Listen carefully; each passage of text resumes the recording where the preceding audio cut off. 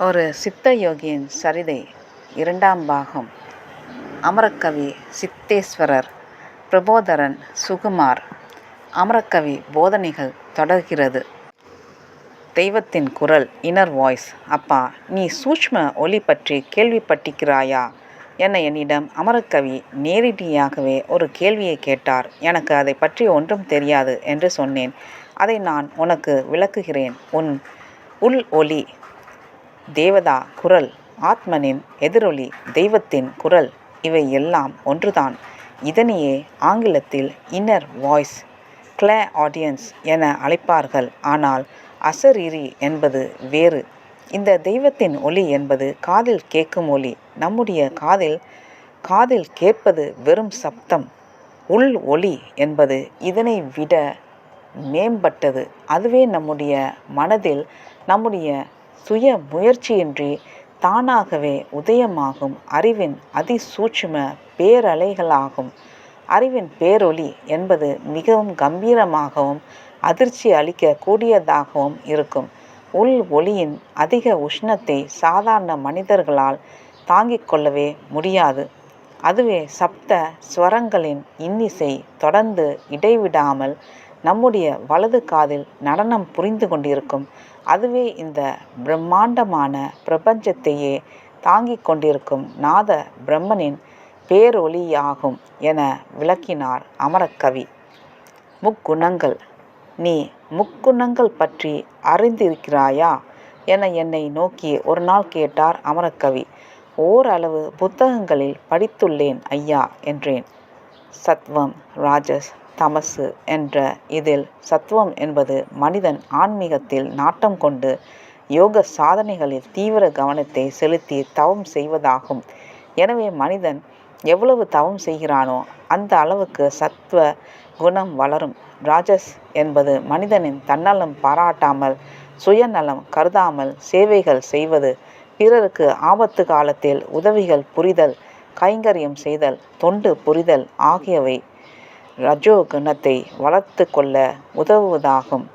இந்த மூன்றில் தமசு மிகவும் மோசமானது. மனிதனுக்கு உண்டாகும் கோபம், பொறாமை, வெறுப்பு, சினம், சகிப்புத்தன்மையற்ற செயல்கள் ஆகிய இவைகளே தமசின் ஆதிக்கமாகும். எனவே தமஸ் குணத்தை வளர்த்து கொள்ளாமல் வாழ்க்கையில் மிகவும் எச்சரிக்கையாக இருக்க வேண்டும் என்றார் அமரக்கவி.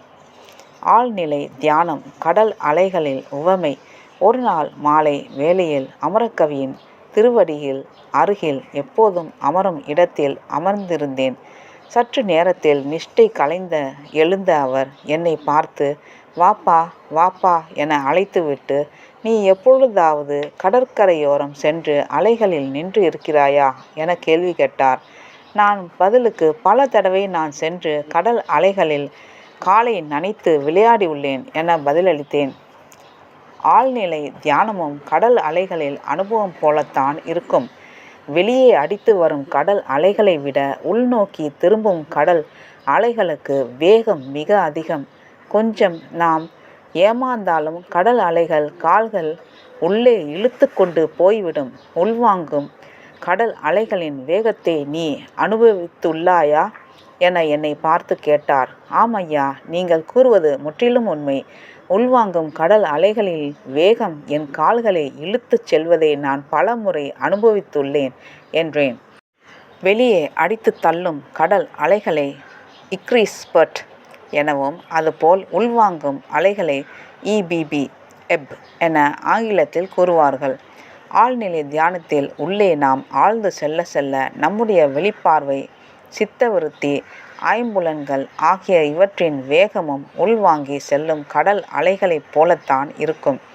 இதன் பயிற்சியில் நான் நிலைத்து நிற்கும்போது நடுக்கடலில் மையம் எப்படி மாயான அமைதியாக இருக்குமோ அதுபோல நம்முடைய சித்த சலனமும் அமைதி அடைந்து ஓய்வு கொள்ள தொடங்கிவிடும் என கூறினார். திவ்ய தேகம் தரிசனம். தினமும் அதிகாலை 5 மணிக்கு எழுந்து விடுவார். காலையில் சூடாக ஒரு கப் மிகவும் தண்ணியாக இருக்கும் காபி மட்டுமே பருகுவார்.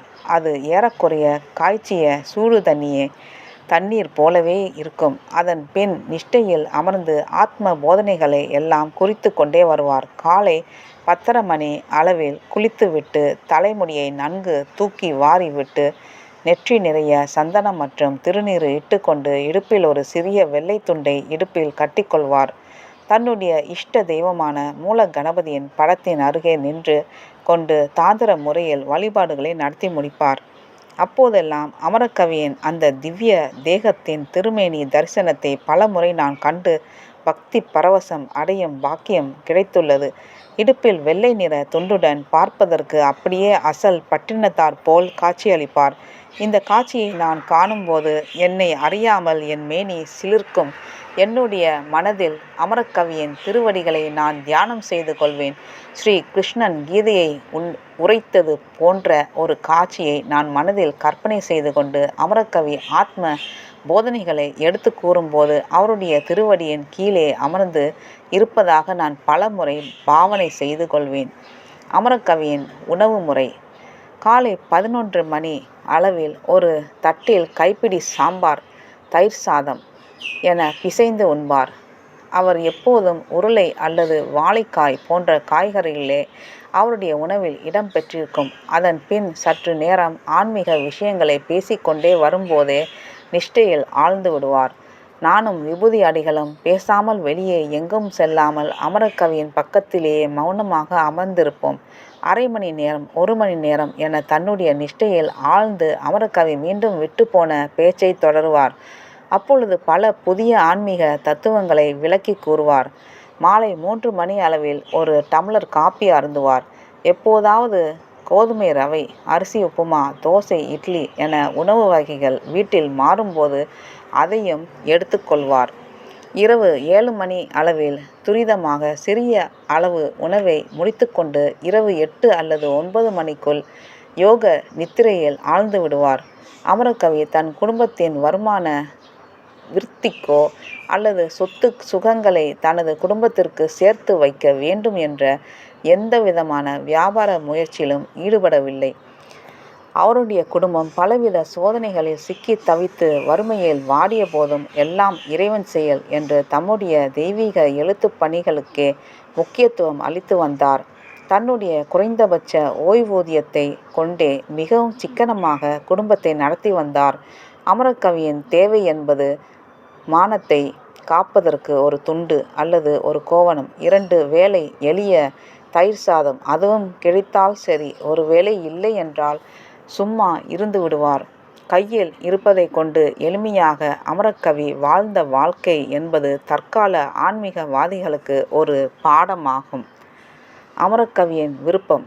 அமரக்கவி தனக்கு கிடைத்த தெய்வீக அருளை வியாபார ரீதியில் கொண்டு சென்று பொருள் தேடிக்கொள்ள விரும்பவில்லை. தனக்கென்று ஒரு ஆன்மீக ஸ்தாபனத்தை அமைத்து கொண்டோ அல்லது அறக்கட்டளைகளை நிறுவிக்கொண்டோ யோக மையங்களை அமைத்து கொண்டு அதில் சாதகர்கள் சேர்த்து கொண்டு அவர்களை தன்னுடைய சுய நோக்கத்திற்காகவோ அடிமைப்படுத்தி தன் புகழையும் பெயரையும் பரப்பி சுய விளம்பரப்படுத்தி கொள்ளவோ என்றுமே விரும்பியதில்லை. அமரக்கவி தம்மிடம் அந்தர்யாமியின் குரல் நேரடியாக அன்றாடம் பேசிக்கொண்டு வந்தாலும் எதையுமே அவர் வெளிக்காட்டி கொள்ளாமல் எளிமையாகவும் தன்னடக்கமாகவும் ஒரு சாதாரண மனிதனாக மக்களில் ஒருவனாக இருப்பதையே பெரிதும் விரும்பினார். அதைத்தான் அவருடைய பூலோக யாத்திரையின் இறுதி நாள் வரை விடாமல் கடைபிடித்து வந்தார் என்று கூறினால் அது மிகையாகாது. தமக்கு இறைவனின் கருணையினால் கிடைக்கப்பெற்ற தெய்வீக இரகசிய போதனைகள் மக்கள் அனைவரும் பக்தி சிரத்தையுடன் படித்து நற்கதி அடைய வேண்டும் என்பதை அமரக்கவியின் விருப்பமாக இருந்தது. தெய்வத்தின் சங்கல்பம்.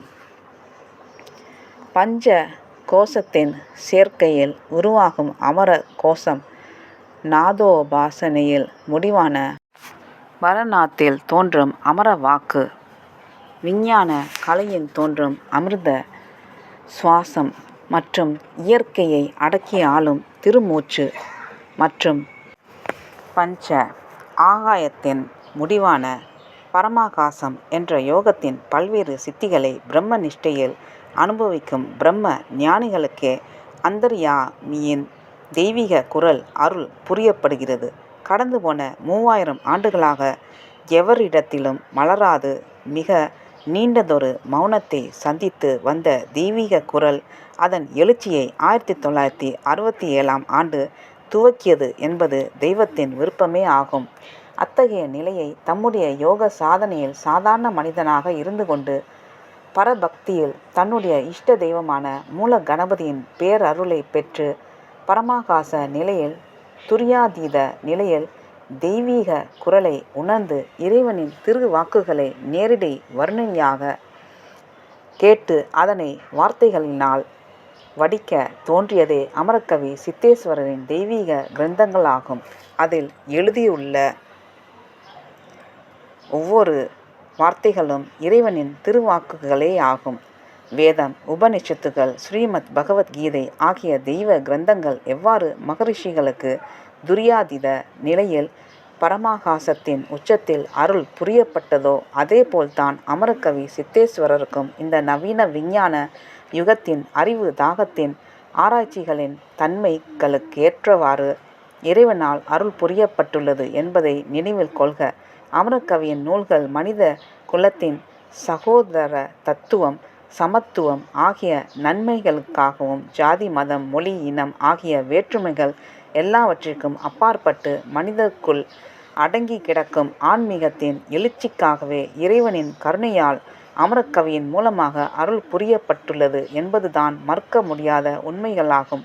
இத்தனை பெருமைகள் அமரக்கவி இயற்றிய நூல்களில் அடங்கிய இருந்தாலும் ஒரு சிலரே இதனை சிரத்தையுடன் படிப்பதற்கு நெருங்கி வருகிறார்கள். அவர்களே தெய்வத்தின் அன்பையையும் அனுக்கிரகத்தையும் பெற்றவர்கள் ஆவார். நன்றி, வணக்கம்.